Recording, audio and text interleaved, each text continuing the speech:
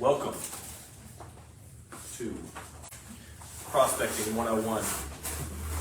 Alright guys, so prospecting. What is prospecting? Prospecting is making contacts to gather leads. Prospecting, along with whatever other forms of lead generation you're doing, should be a very key component to your lead generation. And what we're going to go over today is who do you prospect to. There are two types of prospects. It's going to be the prospects, the people you know, and the people you don't know. Your known prospects are going to be people you know on some sort of personal level, family, friends, co-workers, people you attend church with, social events, things like that. These are going to be your easiest because you already have some sort of a relationship with them. However, just because they're the easiest for you to talk business with doesn't mean they're going to be the easiest for you to do business with. Because a lot of times, the closer you are to somebody, the harder it is for you to make those bad decisions or like the things you have to tell them in order to make a transaction work. They're not always the easiest to work with. I'm sure some of you guys have probably dealt with some friends, families that have been nightmare deals. But anyway, that's going to be your known prospects and people that you do know. The unknowns. These are going to be everybody outside of your sphere of influence. So essentially, all the strangers out there that you're going to make contact with, those are going to be your unknowns. If you're more of an extroverted person, contacting and talking to new people may be easier than if you were an introverted person, obviously. But making conversations and creating rapport with people you don't know is very key in this business because you can't always just work with people that you know. In today's market, there are plenty of hungry agents trying to chase leads. The big question is, how do you stand out in a crowded real estate business? I'm going to go over a few tips to kind of help you guide along the way on giving you examples of things to live by, things to focus on whenever you're trying to contact leads that you don't know or leads that you do know. One tip, the first tip would be is to be authentic. Absolutely nobody likes to be around fake people. So if you're not a suit and type person, type agent, don't pretend to be. So don't, if you're casual or if you're Tim Stout, I don't think Tim's going to be comfortable in a suit trying to talk to somebody who doesn't, I'm sure he would, but you get what I'm saying. If it's not your style, don't pretend to be somebody you're not. So I always tell people real estate is not selling houses. It's selling yourself to assure clients that they can trust you with the biggest purchase of their life. So you'll show 50 houses, but they're not concerned with that. Your clients are going to stick with you because they trust you. So with that being said, like I said, selling the house is not the key. You're selling yourself to assure them that they can trust you in order to make this purchase. Number two, honesty. Obviously, it goes without saying, but you'd be surprised at how many dishonest agents there are out there. I'm sure some of you guys have probably worked with some that will say anything and everything to get a deal done and never look out for their clients. So being honest and being upfront with your clients is very important. Never make anything up. So if you're getting asked several questions, especially if you're a new agent, you're going to get asked questions all the time that you definitely aren't going to know the answer to. Don't make anything up. Find out the answer. Let them know that you don't know the answer right now, but you're going to find that answer out for them. So just be very honest. If you're a new agent, tell them you're a new agent. Don't pretend that don't lie and say you're closing 50 deals a year and this is your first 6 months in real estate. Be honest, be upfront, let them know, you're there to work for them. Especially as a newer agent, you get overwhelmed with questions. Embrace it. When asked how long you've been in real estate, advise them, I may not have as many sales or clients as a more tenured agent, but that opens my time up to focus more attention on your transaction, on your sale, and marketing your property. And with that being said, being a new agent, you're going to have the ability to have your broker looking over your back almost all the time to make sure you're not messing up. Because we all know, if we mess up, Joey gets the brunt end of everything with it. So if I get fined for something, Joey's going to get the same fine. So with that being said, if you're a new agent, embrace it. Don't pretend to be an agent that's got more experience. People will respect that. Not everybody wants to work with an agent that has dozens and hundreds of sales. They might want to work with somebody that's super hungry and might have this same mentality of, I want to focus on just this one client while I'm learning my craft.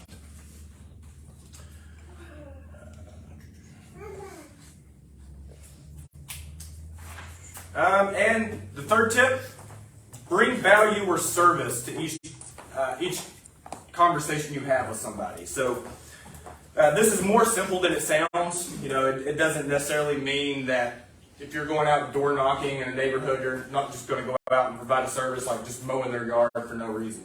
However, I did mow a bank for somebody, an older guy that was mowing his yard while I was out door knocking. So it does happen.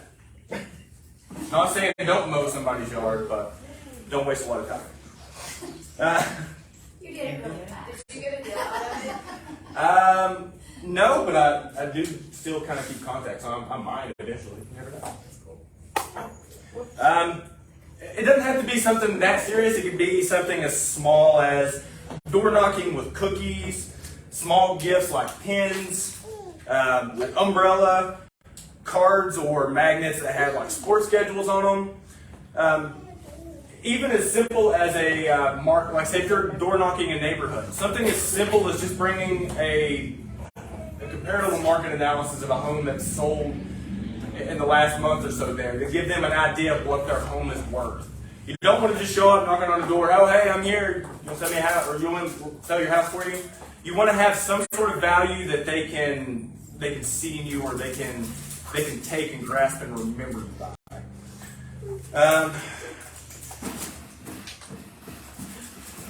Another thing, it could be as little as just having a conversation with somebody.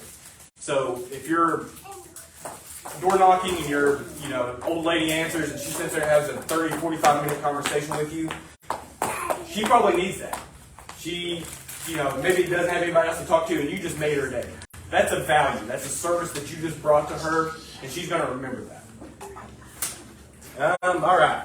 So now those are my tips as far as ways to think when you're prospecting, and now we're going to go over 5 prospecting ideas. So first one obviously is going to be door knocking and face-to-face interactions. My suggestion would be to pick an area, do some market research, start knocking doors in that area. Big tip though, don't dress up like a Jehovah's Witness because they will not answer the door. And it's very uncomfortable when you sweat a lot and you look really dumb looking at people through the window and they're looking at you like, no, I'm not going to answer that. Did you get that skinny white check that time, the long sleeve white shirt?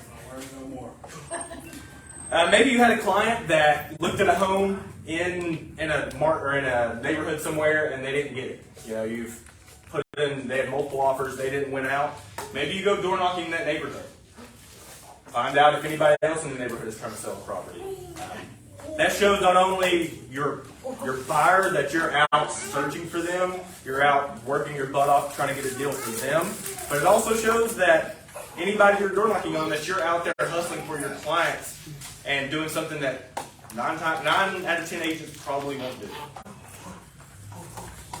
Number 2, social media. Who isn't on some form of social media these days? Slide into those DMs and let the world know you're in real estate. Because if people forget or don't know that you're a realtor, then they probably won't use you or refer to you when the time comes. So, reach out to everybody you know on social media, whether you have a personal relationship with them or not, whether it's some, I probably wouldn't say some creepy guy that's hitting you up on Facebook or something, but, make it known that you're in real estate. Because like I said, if they don't know what business you're in, you're not going to get their business. So even if you, like for me, I used to be big on social media all the time, letting people know what I did. The past couple of years, I kind of haven't, and yeah.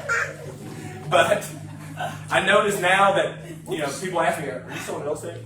Sorry, they're not. And my only interaction with them is basically on social media. So I've got of course I am. So you've got to make those contacts there. So all your social media accounts, either making a post, your individual messages, whatever you need to do, but be using social media. That's one of the biggest platforms that we have right now as far as lead generation goes. And it's free and accessible. Third way, expired listings. And this market's not been as prevalent. You're not going to see as many because houses aren't expiring. Most houses are off the market within 30 to 40 days. So a couple years ago, you had the opportunity to reach out to multiple expired listings. Things were sitting on the market for 180 days and not selling. If you do start contacting expired leads, be cautious because they're likely going to be frustrated because the last agent was who underperformed, and they're going to think every agent is probably going to be the same. So listen, find out what the problem is, and come up with solutions. Don't just be another agent trying to get their business. If it didn't sell, find out why. Was it overpriced? Did they not have any marketing behind it? What was the reason why their property didn't sell previously? Find that out. Do your research. Be the solution to the problem. Help them get their home sold. Number 4, for sale by owners. FSBOs, everybody sees them all the time, especially in this market. Very similar to expired leads. They already are interested in selling.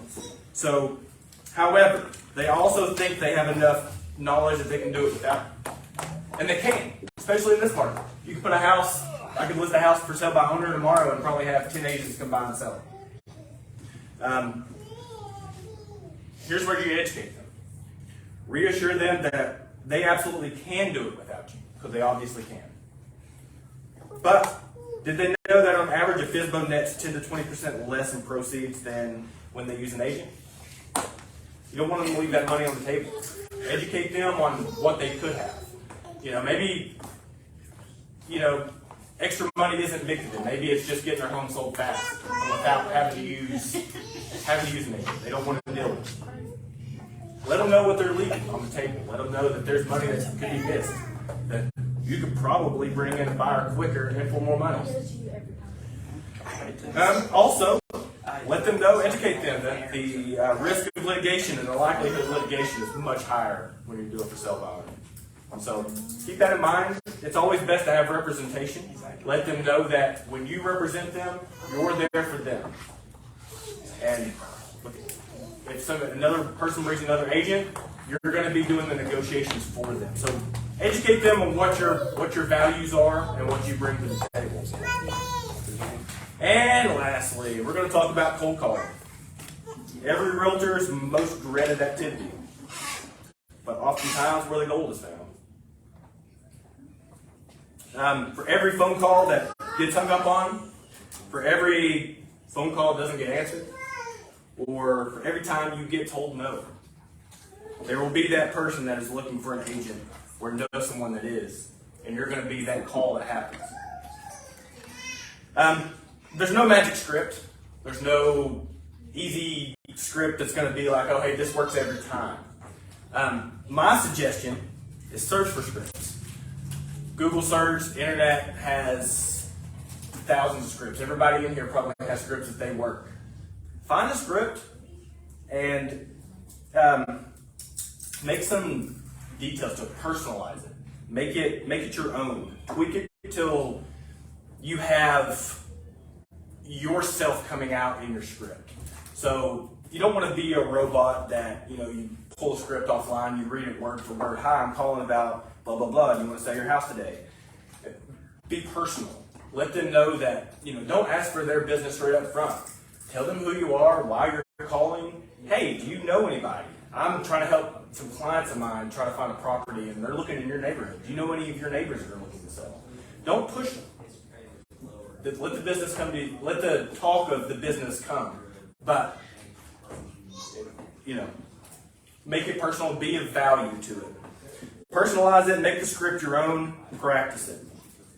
Do that, and your scripts will sound authentic, honest, and show your value.